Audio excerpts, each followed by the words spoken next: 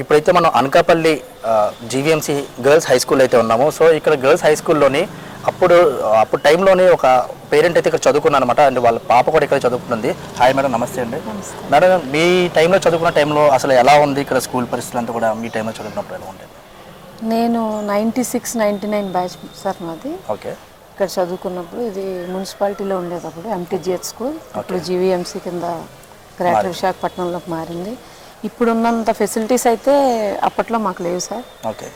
మా father pleader గుమస్తాగా పనిచేసేవారు. స్తోమత లేక అప్పుడు మేము ప్రైవేట్ స్కూల్స్లో చదువుకోలేక గవర్నమెంట్ స్కూల్లోకి వచ్చాము. బట్ ఇప్పుడు ఎలా ఉంది అంటే మేము చదివించే స్తోమత ఉన్న మా హస్బెండ్ గవర్నమెంట్ లెక్చరర్ కింద వర్క్ చేస్తారు. బట్ వచ్చి ఏరి కోరి మన మున్సిపల్ స్కూల్స్లోనే చదివించాలి అనే ఉద్దేశంతో మేము ఇక్కడ మా పాపను చదివిస్తున్నాం. ప్రెసెంట్ మా పాప 10th క్లాస్ చదువుతున్నది. తను కూడా 8th స్టాండర్డ్లోనే ఈ స్కూల్లో వేయడం జరిగింది. ఎందుకంటే ఇక్కడ అభివృద్ధి చూసి, ఇక్కడ చెప్పే టీచర్స్ చూసి, అంటే మనకి ప్రైవేట్ స్కూల్స్లో కన్నా గవర్నమెంట్ స్కూల్లో ఉన్న ప్రతి టీచరు టెస్ట్లు పాస్ అయ్యి, డిఎస్సీలు పాస్ అయ్యి మంచి వెల్ క్వాలిఫైడ్ టీచర్స్ ఇక్కడ ఉండడం జరిగింది. ఇవన్నీ చూసి ఇక్కడ లాస్ట్ ఇయర్ అయితే మన ఈ జీవీఎంసీ టౌన్ గర్ల్స్ స్కూల్కి 3rd ర్యాంక్ వచ్చింది స్టేట్లోనే 10th క్లాస్లో. సో దానివల్ల ఏంటంటే మన స్కూల్లో అడ్మిషన్ కూడా కష్టం అయిపోయే పరిస్థితి ఇప్పుడు ఉంది ప్రజెంట్.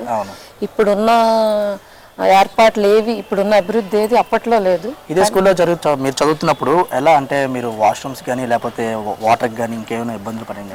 ఇబ్బందులు ఉండేవి, ఖచ్చితంగా ఉండేవి. లేవని చెప్పము, ఎప్పుడు ఉండే ఇబ్బందులు అప్పుడు ఉండేవి. కానీ ఇప్పుడు పిల్లలకి ఏవి అవి లేవు. చక్కటి వాష్రూమ్స్ నాడు నేడు కార్యక్రమం ద్వారా మంచి వాష్రూమ్స్ అన్ని ఏర్పాటు చేయడం జరిగింది. మినరల్ వాటర్ ఫెసిలిటీ ఉంది. పిల్లలకి పుస్తకాల దగ్గర నుంచి షూస్, సాక్స్లు, ఫుడ్ ప్రతిదీ ఇప్పుడు పిల్లలకి అవైలబుల్ గా ఉంది. వాళ్ళు చక్కగా చదువుకుంటే మంచి భవిష్యత్తుకి వాళ్ళు బాటలు వేసే విధంగా ప్రెసెంట్ అప్పుడు టైంలో మీ టైంలో మిడ్ డే మీల్ అవి ఉండేవా?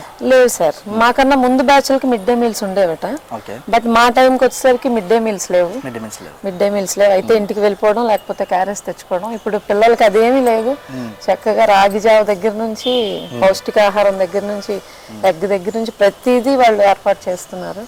పిల్లల ఆరోగ్యాన్ని కూడా ఒక రకంగా, తర్వాత ఎవ్రీ వీక్ వాళ్ళకి సంబంధించి ఐరన్ టాబ్లెట్స్ కానీ, పిల్లల హెల్త్ ఇష్యూస్కి సంబంధించి కానీ, వాళ్ళ బ్లడ్ పర్సెంటేజ్ ఎంత ఉంది, ఇక్కడ ఉండే పిల్లలందరూ అమ్మాయిలు కాబట్టి వాళ్ళకి సంబంధించి ఏ ఇబ్బంది ఉన్నా సరే ఇక్కడ చాలా చక్కగా చూసుకుంటున్నాం. ఇక్కడ ఇంకా రావాల్సినవి ఉన్నాయా? రావాల్సినవని చెప్పడానికి అయితే ఏం లేదు. కాకపోతే నాకు సంబంధించిన వరకు మా టైంలో ఎన్సీసీ ఉండేది ఇక్కడ. ఎన్సీసీ ఉండేది. ఇప్పుడు ఈ 2 years నుంచి ఎన్సీసీని ఇక్కడ రన్ చేయట్లేదు. సో అది వచ్చి ఉంటే మాత్రం ఇంకా బాగుంటుంది. పిల్లలకి ఎన్సీసీ అలాంటి కోర్సులో జాయిన్ చేయడం వల్ల కొంచెం వెల్ డిసిప్లైన్డ్ ఇదే ఏర్పాటు అవుతుంది. వాళ్ళకి ఫిజికల్ ఎక్సర్సైజ్ ఉంటుంది. రేపొద్దున్న వాళ్ళు ఏం చదువుకోవాలన్నా ఎన్సీసీ సర్టిఫికేట్ యూజ్ అవుతుంది. నాకు సంబంధించి అయితే ఎన్సీసీ ఒక్కటి ఇక్కడ వస్తే బాగుంటుంది అని. ఓకే. ఇప్పుడు టీచర్స్ ఇక్కడ ఎలా ఉందండి బోధన అంతా కూడా?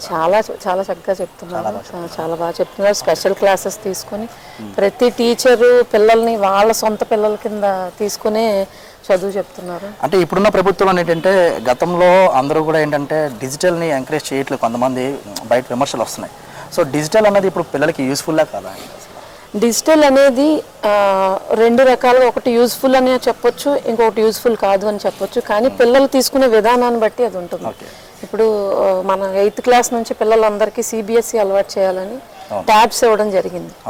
అయితే ఆ ట్యాబ్ ఇచ్చినప్పుడు ఆ పిల్లవాడు ఏం చేస్తున్నాడు, ట్యాబ్లో ఏం చూస్తున్నాడు అని పేరెంట్ ఖచ్చితంగా అబ్జర్వ్ చేసుకోవాలి. అబ్జర్వ్ చేయకుండా ట్యాబ్ పిల్లడికి ఇచ్చి వదిలేస్తే వాళ్ళు ఏం చేస్తున్నారో మనకు తెలియదు. సో పేరెంటల్ అబ్జర్వేషన్ పెట్టుకుని డిజిటల్ ఎడ్యుకేషన్ ఏం తప్పు కాదు. ఇప్పుడు మనం డైరెక్ట్గా పుస్తకాలు చూసి చదువుకునే కన్నా ఒక పిక్చరైజేషన్ గా ఒక సినిమా మనకు స్టోరీ గుర్తుండిపోతుంది ఎప్పుడైనా. బట్ అదే పుస్తకం చూసి చదివితే నిద్ర వచ్చేస్తుంది అంటారు, నాకు గుర్తులేదు అంటారు. అదే దాన్ని మనం ఒక ఎల్ఈడి టీవీలో మీరు వేసి ప్రొజెక్టర్ వేసి పిల్లలకి ఒక పిక్చరైజేషన్ గా చూపించినప్పుడు వాళ్ళ మనసులో ఎక్కువ శాతం ఆ సబ్జెక్ట్ అనేది నాటుకుపోతుంది, మైండ్ లో ఉండిపోతుంది. సో డిజిటలైజేషన్ మంచిదే, కానీ మనం కొంత అబ్జర్వేషన్ చేసుకోవచ్చు పిల్లలు. సో ఓకే, ఇప్పుడైతే దీని వరకు ఓకే. ఇప్పుడు ఈ స్కూల్ మొత్తం అంతా డెవలప్ అయింది కదా మేడం, ఇప్పుడు స్ట్రెంత్ ఎలా ఉందంటారు ఇక్కడ? చాలా బాగుంది. అంటే ప్రైవేట్ స్కూల్స్కి ఎక్కువ ప్రాధాన్యత ఉందా, గవర్నమెంట్ స్కూల్కి ఎక్కువ ప్రాధాన్యత? ఇప్పుడు అదే కదా సార్ నేను చెప్తున్నాను. నేను పిల్లల్ని నేను జాయిన్ చేయగలం మేము, కానీ ఎందుకు మేము గవర్నమెంట్ స్కూల్ వైపుకి వచ్చాము అంటే అదే మీరు అర్థం చేసుకోవాలి. ఇక్కడ స్ట్రెంత్ చాలా పెరిగిపోయింది. ఇయర్ 10th క్లాస్కి అయితే సీట్లు లేవని కూడా చెప్పవలసిన పరిస్థితి వచ్చింది లాస్ట్ ఇయర్ వచ్చిన రిజల్ట్ని బట్టి. సో ఈ 5 yearsలోనే అయితే మాత్రం స్కూల్స్ బాగా డెవలప్ చాలా బాగా డెవలప్ అయ్యాయి, చాలా బాగా డెవలప్ అయ్యాయి. ఎక్కడ బ్రహ్మాండంగా ఉంది. పిల్లల హెల్త్ కానీ వాళ్ళ చదువు కానీ ప్రతిదీ చాలా బాగుంది. కేరింగ్ ఉంది సార్. Thank you.